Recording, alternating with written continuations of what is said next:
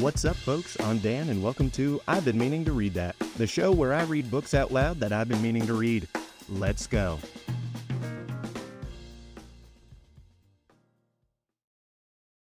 I know it would be easy for you guys, my esteemed listeners, to fall under the mistaken impression that I'm some sort of super genius. You know, listening to this podcast, you're like, damn, that is a sophisticated, erudite, educated man of unlimited wisdom. But I'll have you know, that is not the case. See, I'm 31, and yesterday I decided, all right, I'm going to start this campaign with my friends for D&D. I'm a big D&D fan. You know, I don't care if I get canceled for saying that, but I am. I'm a big D&D fan. And you know, we were talking about what food are we going to get for the session, and I let the guys talk me into eating some deep dish pizza, and there was PBR, and there were those ice cream cones. What are they called? Drumsticks, and more PBR, and more deep dish, and more drumsticks. And today, I feel terrible because I'm 31. I can't do that anymore. What was I thinking? I'm not a teenager. I think that's the worst part of growing up, is when you try to get all degenerate with your friends, you realize, oh, I'm going to be suffering for this for a while. There goes my weekend, man. All right. Well, you know what they say. Bad judgment leads to experience, and experience leads to good judgment. Michael Scott. All right. Let's get to the Kettle Monte Cristo. Chapter 78. We hear from Yanina. If Valentine could have seen the trembling step and agitated countenance of Franz when he quitted the chamber of Noirtier, even she would have been constrained to pity him. Villefort had only just given utterance to a few incoherent sentences, and then retired to his study, where he received about 2 hours afterwards the following letter. After all the disclosures which were made this morning, Monsieur Noirtier de Villefort must see the utter impossibility of any alliance being formed between his family and that of Monsieur Franz d'Épinay. Monsieur d'Épinay must say that he is shocked and astonished that Monsieur de Villefort, who appeared to be aware of all the circumstances detailed this morning, should not have anticipated him in this announcement. No one who had seen the magistrate at this moment, so thoroughly unnerved by the recent inauspicious combination of circumstances, would have supposed for an instant that he had anticipated the annoyance, although it certainly never had occurred to him that his father would carry candor, or rather rudeness, so far as to relate such a history. And in justice to Villefort, it must be understood that Monsieur Noirtier, who never cared for the opinion of his son on any subject, had always omitted to explain the affair to Villefort, so that he had all his life entertained the belief that General de Quesnel, or the Baron d'Épinay as he was alternately styled, according as the speaker wished to identify him by his own family name, or by the title which had been conferred on him, fell the victim of assassination, and not that he was killed fairly in a duel. This harsh letter, coming as it did from a man generally so polite and respectful, struck a mortal blow at the pride of Villefort. Hardly had he read the letter when his wife entered. The sudden departure of Franz, after being summoned by Monsieur Noirtier, had so much astonished everyone that the position of Madame de Villefort, left alone with the notary and the witnesses, became every moment more embarrassing. Determined to bear it no longer, she arose and left the room, saying she would go and make some inquiries into the cause of his sudden disappearance. Monsieur de Villefort's communications on the subject were very limited and concise. He told her, in fact, that an explanation had taken place between Monsieur Noirtier, Monsieur d'Épinay, and himself, and that the marriage of Valentine and Franz would consequently be broken off. This was an awkward and unpleasant thing to have to report to those who were waiting. She therefore contented herself with saying that Monsieur Noirtier, having at the commencement of the discussion been attacked by a sort of apoplectic fit, the affair would necessarily be deferred for some days longer. This news, false as it was, following so singularly in the train of the two similar misfortunes which had so recently occurred, evidently astonished the auditors, and they retired without a word. During this time, Valentine, at once terrified and happy, after having embraced and thanked the feeble man for thus breaking with a single blow the chain which she had been accustomed to consider as irrefragable, asked leave to retire to her own room, in order to recover her composure. Noirtier looked the permission which she solicited. But instead of going to her own room, Valentine, having once gained her liberty, entered the gallery and, opening a small door at the end of it, found herself at once in the garden. In the midst of all the strange events which had crowded one on the other, an indefinable sentiment of dread had taken possession of Valentine's mind. She expected every moment that she should see Morrel appear, pale and trembling, to forbid the signing of the contract, like the Laird of Ravenswood and the Bride of Lammermoor. It was high time for her to make her appearance at the gate, for Maximilian had long awaited her coming. He had half guessed what was going on when he saw Franz quit the cemetery with Monsieur de Villefort. He followed Monsieur d'Épinay, saw him enter, afterwards go out, and then re-enter with Albert and Chateau Renaud. He had no longer any doubts as to the nature of the conference. He therefore quickly went to the gate in the clover patch, prepared to hear the result of the proceedings, and very certain that Valentine would hasten to him the first moment she would be set at liberty.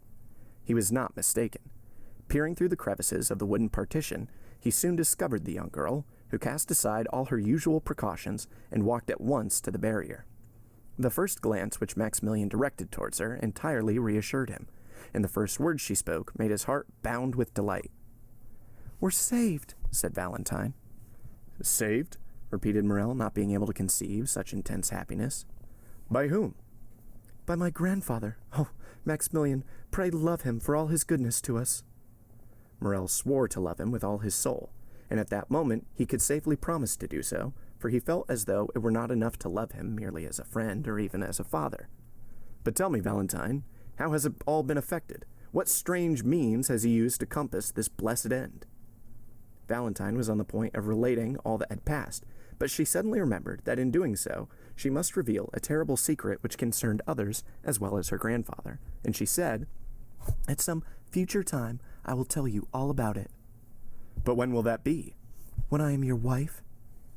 The conversation had now turned upon a topic so pleasing to Morrel that he was ready to accede to anything that Valentine thought fit to propose, and he likewise felt that a piece of intelligence such as he just heard ought to be more than sufficient to content him for one day.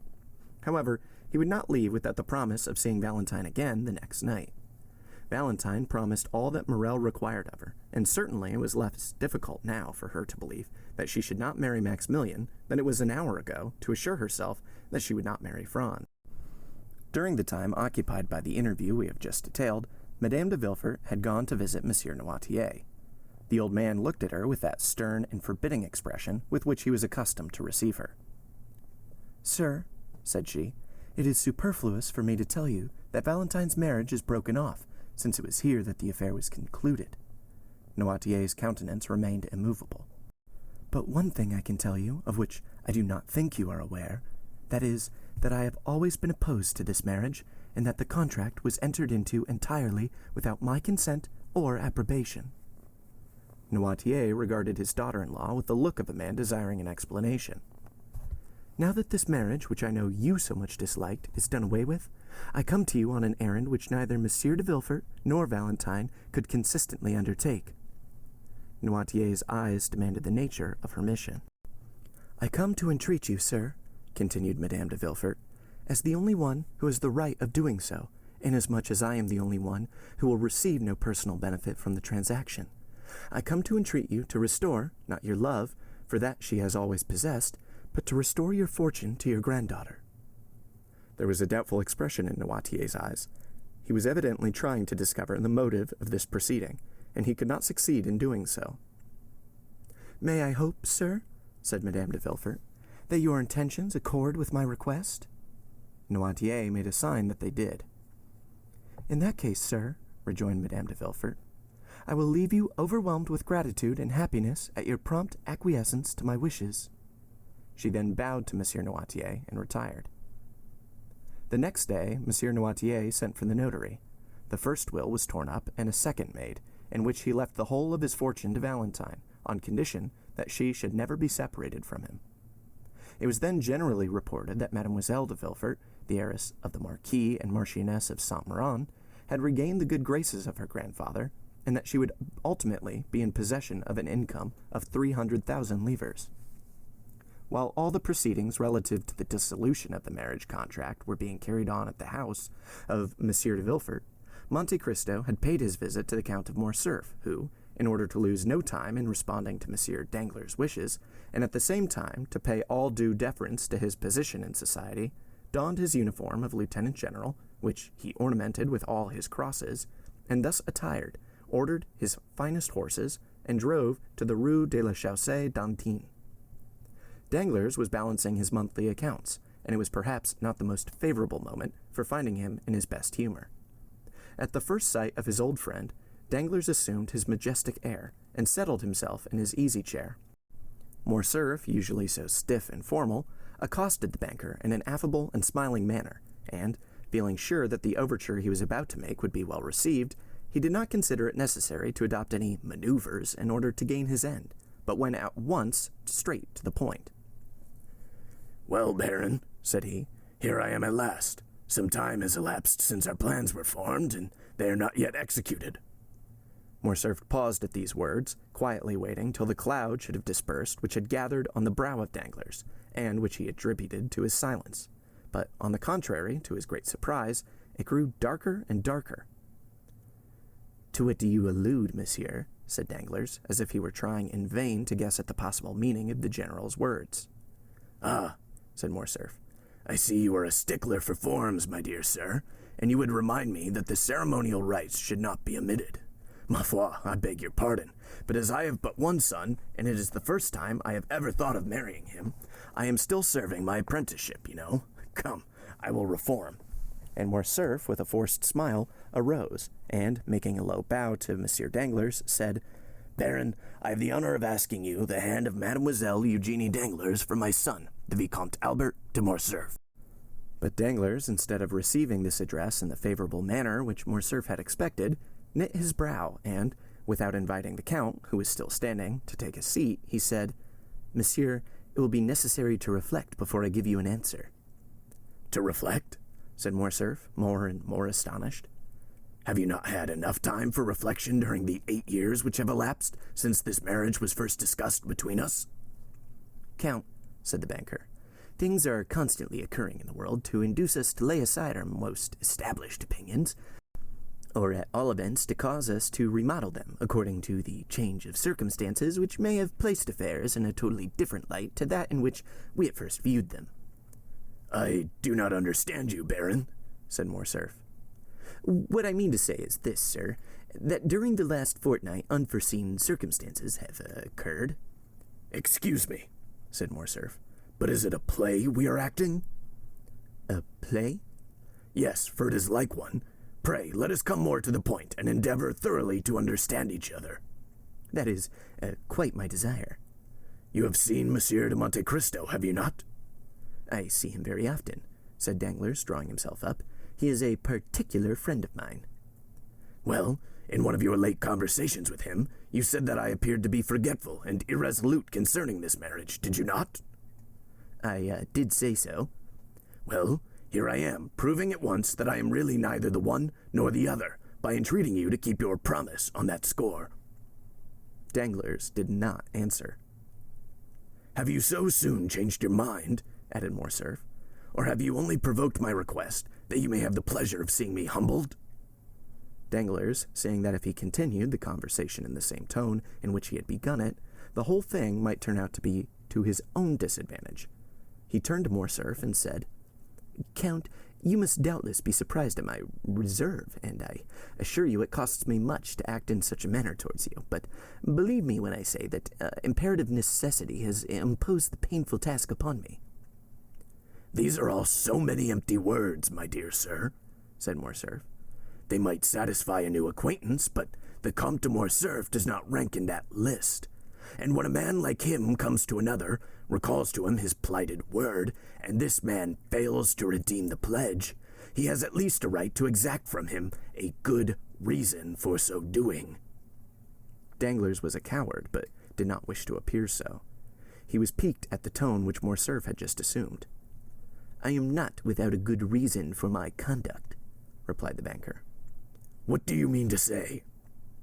"I mean to say that I have a good reason, but that it is difficult to explain." "You must be aware, at all events, that it is impossible for me to understand motives before they are explained to me. But one thing at least is clear, which is that you decline allying yourself with my family." "No, sir," said Danglars. "I merely suspend my decision, that is all." "And do you really flatter yourself that I shall yield to all your caprices, and quietly and humbly await the time of again being received into your good graces?" "Then, Count, if you will not wait, we must look upon these projects as if they had never been entertained." The Count bit his lips till the blood almost started, to prevent the ebullition of anger which his proud and irritable temper scarcely allowed him to retain, understanding, however, that in the present state of things the laugh would decidedly be against him. He turned from the door, towards which he had been directing his steps, and again confronted the banker. A cloud settled on his brow, evincing decided anxiety and uneasiness, instead of the expression of offended pride which had lately reigned there. "My dear Danglars," said Morcerf, "we have been acquainted for many years, and consequently we ought to make some allowances for each other's failings. You owe me an explanation, and really it is but fair that I should know what circumstance has occurred to deprive my son of your favor." "It is from no personal ill-feeling towards the Viscount, and that is all I can say, sir," replied Danglars, who resumed his insolent manner as soon as he perceived that Morcerf was a little softened and calmed down. "And towards whom do you bear this personal ill-feeling, then?" said Morcerf, turning pale with anger. The expression of the Count's face had not remained unperceived by the banker. He fixed on him a look of greater assurance than before, and said, "You may perhaps be better satisfied that I should not go further into particulars." A tremor of suppressed rage shook the whole frame of the Count, and, making a violent effort over himself, he said, "I have a right to insist on your giving me an explanation. Is it Madame de Morcerf who has displeased you? Is it my fortune which you find insufficient? Is it because my opinions differ from yours?" "Nothing of the kind, sir," replied Danglars. "If such had been the case, I only should have been to blame, inasmuch I was aware of all these things when I made the engagement. No, do not seek any longer to discover the reason. I really am quite ashamed to have been the cause of your undergoing such severe self-examination. Let us drop the subject, and adopt the middle course of delay, which implies neither a rupture nor an engagement. Ma foi, there is no hurry. My daughter is only 17 years old, and your son 21. While we wait, time will be progressing. Events will succeed each other.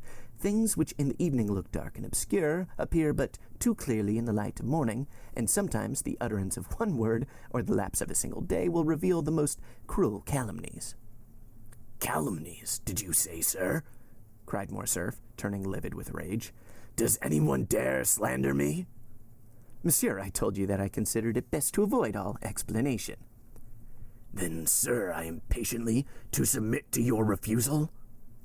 "Yes, sir, although I assure you the refusal is as painful for me to give as it is for you to receive, for I had reckoned on the honor of your alliance, and the breaking off of a marriage contract always injures the lady more than the gentleman." "Enough, sir," said Morcerf. "We will speak no more on the subject." And clutching his gloves in anger, he left the apartment.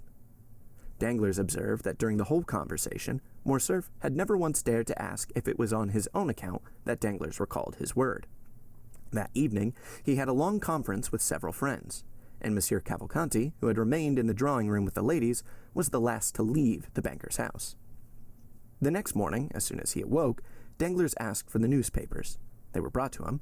He laid aside 3 or 4, and at last fixed on L'Impartial, the paper of which Beauchamp was the chief editor.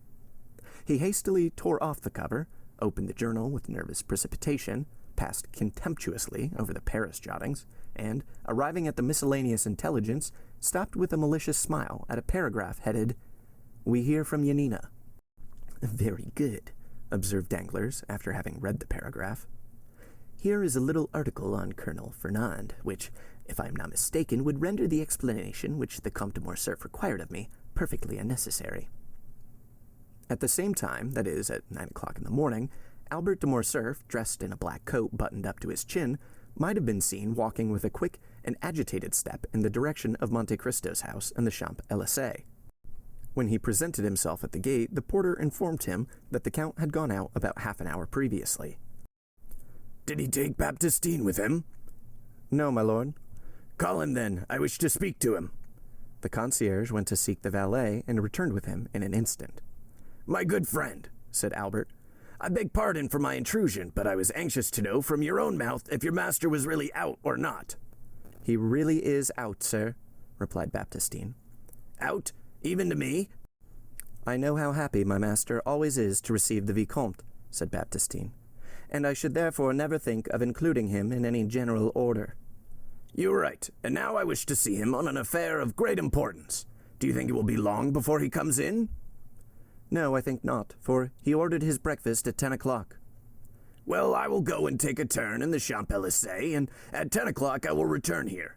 Meanwhile, if the Count should come in, will you beg him not to go out again without seeing me? You may depend on my so doing, sir, said Baptistine.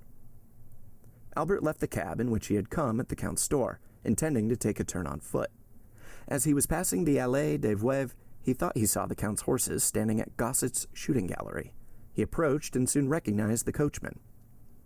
Is the Count shooting in the gallery? Said Morcerf.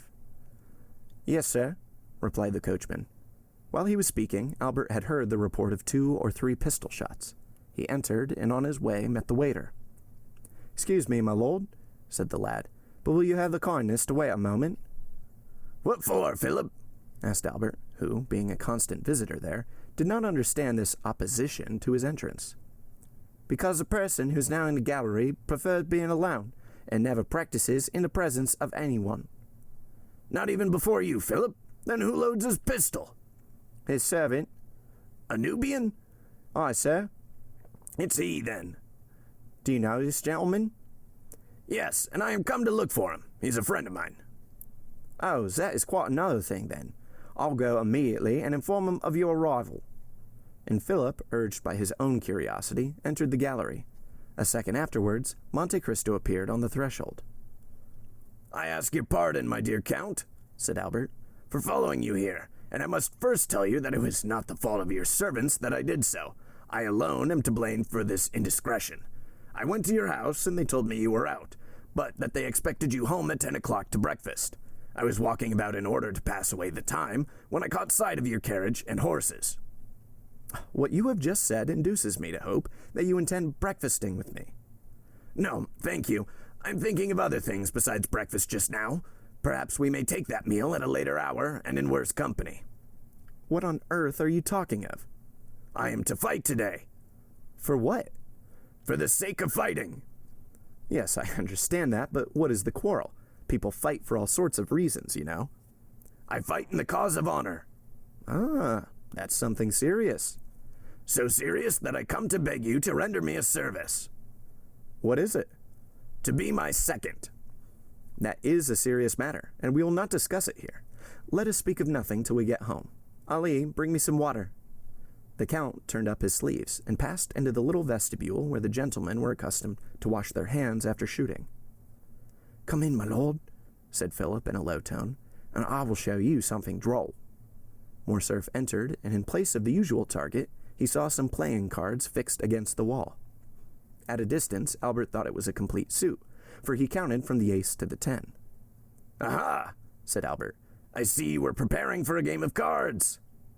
No, said the Count. I was making a suit. How? Said Albert. Those are really aces and 2s which you see, but my shots have turned them into 3s, 5s, 7s, 8s, 9s, and 10s. Albert approached. In fact, the bullets had actually pierced the cards in the exact places which the painted signs would otherwise have occupied, the lines and distances being as regularly kept as if they had been ruled with pencil. Diable, said Morcerf. What would you have, my dear Viscount? Said Monte Cristo, wiping his hands on the towel which Ali brought him. I must occupy my leisure moments in some way or other, but come, I am waiting for you. Both men entered Monte Cristo's carriage, which, in the course of a few minutes, deposited them safely at number 30. Monte Cristo took Albert into his study, and, pointing to his seat, placed another for himself. Now, let us talk the matter over quietly, said the Count. You see, I am perfectly composed, said Albert. With whom are you going to fight? With Beauchamp. One of your friends? Of course. It is always with friends that one fights. I suppose you have some cause of quarrel? I have. What has he done to you? There appeared in his journal last night, but wait and read for yourself. And Albert handed over the paper to the Count, who read as follows. A correspondent at Yanina informs us of a fact of which until now we had remained in ignorance. The castle which formed the protection of the town was given up to the Turks by a French officer named Fernand, in whom the Grand Vizier, Ali Tepelini, had reposed the greatest confidence. Well, said Monte Cristo, what do you see in that to annoy you? What do I see in it? Yes, what does it signify to you if the castle of Yanina was given up by a French officer? It signifies to my father, the Count of Morcerf, whose Christian name is Fernand. Did your father serve under Ali Pasha? Yes, that is to say, he fought for the independence of the Greeks, and hence arises the calumny. Oh, my dear Viscount, do talk reason. I do not desire to do otherwise. Now, just tell me who the devil should know in France that the officer Fernand and the Count of Morcerf are one and the same person. And who cares now about Yanina, which was taken as long ago as the year 1822? That just shows the meanness of this slander. They have allowed all this time to elapse, and then all of a sudden rake up events which have been forgotten to furnish materials for scandal, in order to tarnish the luster of our high position. I inherit my father's name, and I do not choose that the shadow of disgrace should darken it. I am going to Beauchamp, in whose journal this paragraph appears, and I shall insist on his retracting the assertion before 2 witnesses. Beauchamp will never retract. Then he must fight. No, he will not, for he will tell you, what is very true, that perhaps there were 50 officers in the Greek army bearing the same name. We will fight, nevertheless. I will efface that blot on my father's character. My father, who is such a brave soldier, whose career was so brilliant. Oh, well, he will add, we are warranted in believing that this Fernand is not the illustrious Count of Morcerf, who also bears the same Christian name. I am determined not to be content with anything short of an entire retraction. And you intend to make him do it in the presence of 2 witnesses, do you? Yes. You do wrong. Which means, I suppose, that you refuse the service which I asked of you? You know my theory regarding duels. I told you my opinion on that subject, if you remember, when we were at Rome. Nevertheless, my dear Count, I found you this morning engaged in an occupation but little consistent with the notions you profess to entertain. Because, my dear fellow, you understand one must never be eccentric. If one's lot is cast among fools, it is necessary to study folly. I shall perhaps find myself one day called out by some harebrained scamp who has no more real cause of quarrel with me than you have with Beauchamp. He may take me to task for some foolish trifle or other, he will bring his witnesses, or will insult me in some public place, and I am expected to kill him for all that. You admit that you would fight, then? Well, if so, why do you object to my doing so? I do not say that you ought not to fight. I only say that a duel is a serious thing, and ought not to be undertaken without due reflection. Did he reflect before he insulted my father? If he spoke hastily and owns that he did so, you ought to be satisfied. My dear Count, you are far too indulgent. And you are far too exacting. Supposing, for instance, and do not be angry at what I'm going to say. Well? Supposing the assertion to be really true. A son ought not to submit to such a stain on his father's honor. Ma foi, we live in times when there is much to which we must submit. That is precisely the fault of the age. And do you undertake to reform it? Yes, as far as I am personally concerned. You are indeed exacting, my dear fellow. Yes, I own it. Are you quite impervious to good advice? Not when it comes from a friend. And do you account me that title? Certainly. Well then, before going to Beauchamp with your witnesses, seek further information on the subject. From whom? From Haydée. Why, what can be the use of mixing a woman up in that affair? What can she do in it? She can declare to you, for example, that your father had no hand whatsoever in the death and defeat of the vizier, or, if by chance he had indeed the misfortune to... I have told you, my dear Count, that I would not for one moment admit of such a proposition. You reject this means of information, then? I do, most decidedly. Then let me offer one more word of advice. Do so, then, but let it be the last. You do not wish to hear it? On the contrary, I request it. Do not take any witnesses with you when you go to Beauchamp. Visit him alone. That would be contrary to all custom. Your case is not an ordinary one. And what is your reason for advising me to go alone? Because then the affair will rest between you and Beauchamp. Explain yourself. I will do so. If Beauchamp be disposed to retract, you ought at least to give him the opportunity of doing it of his own free will. The satisfaction to you will be the same.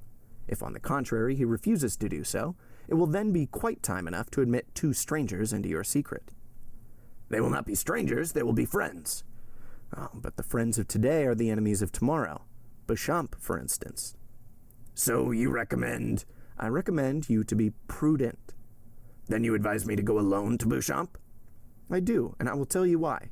When you wish to obtain some concession from a man's self-love, you must avoid even the appearance of wishing to wound it. I believe you are right. I'm glad of it. Then I will go alone. Go, but you would do better still by not going at all. That's impossible. Do so, then. It will be a wiser plan than the first which you proposed. But if, in spite of all my precautions, I am at last obliged to fight, will you not be my second? My dear Viscount, said Monte Cristo gravely, you must have seen before today that at all times and in all places I have been at your disposal, but the service which you have just demanded of me is one which it is out of my power to render you. Why? Perhaps you may know at some future period, and in the meantime, I request you to excuse my declining to put you in possession of my reasons. Well, I will have Franz and Chateau Renaud. They will be the very men for it. Do so, then. But if I do fight, you will surely not object to giving me a lesson or two in shooting and fencing? That, too, is impossible. What a singular being you are! You will not interfere in anything? You are right. That is the principle on which I wish to act. We will say no more about it, then. Goodbye, Count. Morcerf took his hat and left the room. He found his carriage at the door, and, doing his utmost to restrain his anger, he went at once to find Beauchamp, who was in his office. It was a gloomy, dusty-looking apartment, such as journalists' offices have always been from time immemorial. The servant announced Monsieur Albert de Morcerf. Beauchamp repeated the name to himself, as though he could scarcely believe that he had heard aright, and then gave orders for him to be admitted. Albert entered. Beauchamp uttered an exclamation of surprise on seeing his friend leap over and trample underfoot all the newspapers which were strewn about the room. This way, my dear Albert," said he, holding out his hand to the young man. "Are you out of your senses, or do you come peaceably to take breakfast with me? Try and find a seat. There is one by that geranium, which is the only thing in the room to remind me that there are other leaves in the world besides leaves of paper." "Beauchamp," said Albert, "it is of your journal that I come to speak." "Indeed? What do you wish to say about it?" "I desire that a statement contained in it should be rectified." "To what do you refer? But pray sit down." "Thank you," said Albert with a cold and formal bow. "Will you now have the kindness to explain the nature of the statement which has displeased you?" "An announcement has been made which implicates the honor of a member of my family." "What is it?" said Beauchamp, much surprised. "Surely you must be mistaken." "The story sent you from Yanina." "Yanina?" "Yes, really you appear to be totally ignorant of the cause which brings me here." "Such is really the case, I assure you, upon my honor. Baptiste, give me yesterday's paper," cried Beauchamp. "Here, I have brought mine with me," replied Albert. Beauchamp took the paper and read the article to which Albert pointed in an undertone. "You see, it is a serious annoyance," said Morcerf, when Beauchamp had finished the perusal of the paragraph. "Is the officer referred to a relation of yours, then?" demanded the journalist. "Yes," said Albert, blushing. "Well, what do you wish me to do for you?" said Beauchamp mildly. "My dear Beauchamp, I wish you to contradict this statement." Beauchamp looked at Albert with a benevolent expression. "Come," said he, "this matter will want a good deal of talking over. A retraction is always a serious thing, you know. Sit down, and I will read it again." Albert resumed his seat, and Beauchamp read, with more attention than at first, the lines denounced by his friend. "Well," said Albert in a determined tone, "you see that your paper has insulted a member of my family, and I insist on a retraction being made." You insist? Yes, I insist. Permit me to remind you that you are not in the chamber, my dear Viscount. Nor do I wish to be there, replied the young man, rising. I will repeat that I am determined to have the announcement of yesterday contradicted. You have known me long enough, continued Albert, biting his lips convulsively, for he saw that Beauchamp's anger was beginning to rise. You have been my friend, and therefore sufficiently intimate with me to be aware that I am likely to maintain my resolution on this point. If I had been your friend, Morcerf, your present manner of speaking would almost lead me to forget that I ever bore that title. But wait a moment, do not let us get angry, or at least not yet. You are irritated and vexed. Tell me how this Fernand is related to you. He is merely my father, said Albert. Monsieur Fernand Mondego, Count of Morcerf, an old soldier who has fought in 20 battles, and whose honorable scars they would denounce as badges of disgrace. Is it your father? Said Beauchamp. That is quite another thing. Then I can well understand your indignation, my dear Albert. I will look at it again. And he read the paragraph for the third time, laying a stress on each word as he proceeded. But the paper nowhere identifies this Fernand as your father. No, but the connection will be seen by others, and therefore I will have the article contradicted. At the words, I will, Beauchamp steadily raised his eyes to Albert's countenance, and then, as gradually lowering them, he remained thoughtful for a few moments. You will retract this assertion, will you not, Beauchamp? Said Albert with increased, though stifled anger. Yes, replied Beauchamp. Immediately? Said Albert. When I am convinced that the statement is false. What? The thing is worth looking into, and I will take pains to investigate the matter thoroughly. But what is there to investigate, sir? Said Albert, enraged beyond measure at Beauchamp's last remark. If you do not believe that it is my father, say so immediately. And if, on the contrary, you believe it to be him, state your reasons for doing so. Beauchamp looked at Albert with a smile which was so peculiar to him, and which, in its numerous modifications, served to express every varied emotion of his mind. Sir, replied he, if you came to me with the idea of demanding satisfaction, you should have gone at once to the point, and not have entertained me with the idle conversation to which I have been patiently listening for the last half-hour. Am I to put this construction on your visit? Yes, if you will not consent to retract that infamous calumny. Wait a moment. No threats, if you please, Monsieur Fernand Mondego, Vicomte de Morcerf. I never allow them from my enemies, and therefore shall not put up with them from my friends. You insist on my contradicting the article relating to General Fernand, an article with which, I assure you on my word of honor, I had nothing whatsoever to do? Yes, I insist on it, said Albert, whose mind was beginning to get bewildered with the excitement of his feelings. And if I refuse to retract, you wish to fight, do you? Said Beauchamp in a calm tone. Yes, replied Albert, raising his voice. Well, said Beauchamp, here is my answer, my dear sir. The article was not inserted by me. I was not even aware of it, but you have, by the step you have taken, called my attention to the paragraph in question, and it will remain until it shall be either contradicted or confirmed by someone who has a right to do so. Sir, said Albert, rising, I will do myself the honor of sending my seconds to you, and you will be kind enough to arrange with them the place of meeting and the weapons. Certainly, my dear sir. And this evening, if you please, or tomorrow at the latest, we will meet. No, I will be on the ground at the proper time, but in my opinion, and I have a right to dictate the preliminaries, as it is I who have received the provocation, in my opinion, the time ought not to be yet.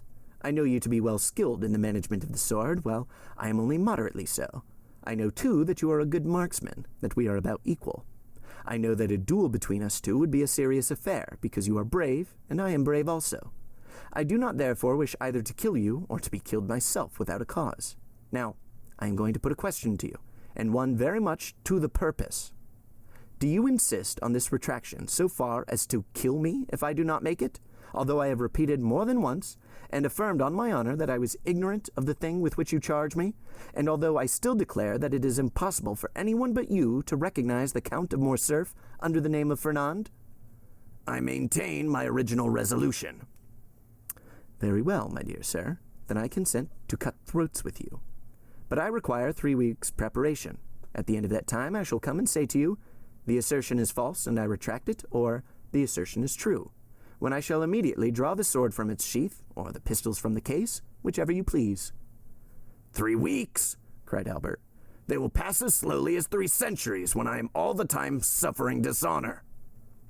Had you continued to remain on amicable terms with me, I should have said, "Patience, my dear friend." But you have constituted yourself my enemy. Therefore I say, what does that signify to me, sir?